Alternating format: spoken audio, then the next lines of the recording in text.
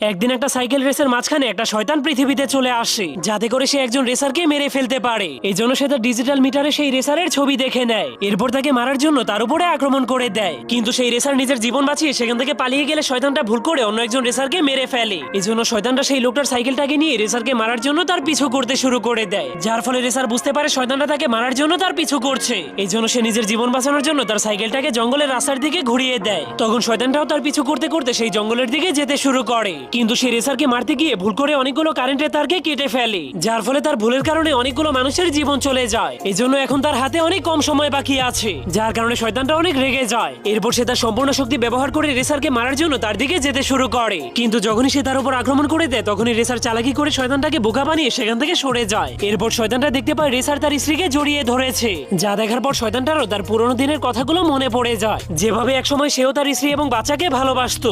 যার ফলে সেই লোকটার জন্য তার মনে অনেক